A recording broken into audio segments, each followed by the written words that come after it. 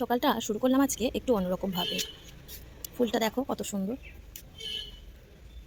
ক্যামেরায় কতটা সুন্দর আসে জানি না, বাস্তবে হাতে চোখের সামনে দেখলে, ছুঁয়ে দেখলে আরও সুন্দর। তো আজ ভেবেছি এই দিকটা একটু পরিষ্কার করব। দেখো হাওয়া দিয়েছে, টবটা শুয়ে পড়েছে। তো যাই হোক, আজকে এই দিকটা একটু পরিষ্কার করার প্ল্যান আছে। ওই দিকটা তো গত সপ্তাহে পরিষ্কার করেছি। আসলে এত বড় বাগান একসাথে পরিষ্কার করা মানে 2-3 ঘন্টার ব্যাপার হয়ে যায়। তো 2-3 ঘন্টা ছাদে দেওয়া আমার পক্ষে সম্ভবই নয়, সেই সকালের দিকে হোক আর বিকেলের দিকে। কারণ আমি এখন মাঠ থেকে হেঁটে এসেছি। হেঁটে আসার পর এখন আমার প্রচুর খিদে পেয়ে গেছে। তাছাড়া বাচ্চারাও ঘরে রয়েছে, ওদেরকেও তুলে খাওয়াতে হবে। তো এখন যদি ছাদে 2-3 ঘন্টা সময় দিই তাহলে আমার চলবে না। তাই আমি এরকমভাবেই ভাগে ভাগে ছাদটাকে পরিষ্কার করি। তো আজকে ভাবছি এই দিকটা পরিষ্কার করব। তো তাহলে তোমরা দেখতে থাকো, একটু আমি একটু পরিষ্কার করে ফেলি ঝট করে।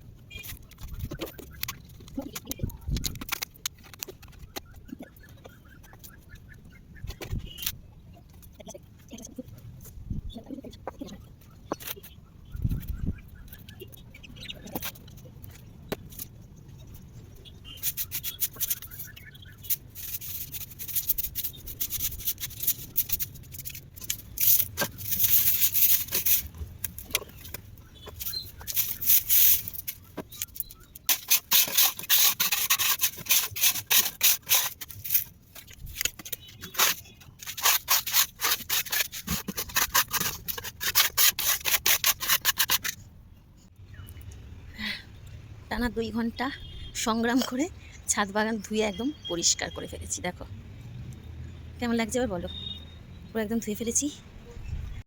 এবার আমার অবস্থা দেখো, আমি পুরো একদম ক্লান্ত হয়ে গেছি, আর পারছি না, রিয়েলি পারছি না। এবার পাইপটাকেও ধুয়ে পরিষ্কার করেছি। আর এখানে পাখিদের জন্য 1 বালতি জল রেখে দিয়েছি। পাখিরা এখানে জল খায়, আবার কিছু পাখি এখানেও জল খায়, তাদের জন্য এখানে জল রেখে দিয়েছি। আর পারছি না, এবার আমাকে নিজে যেতে হবে। আমার নিজের এবার বাচ্চাদের জন্য খাবারের ব্যবস্থা করতে হবে।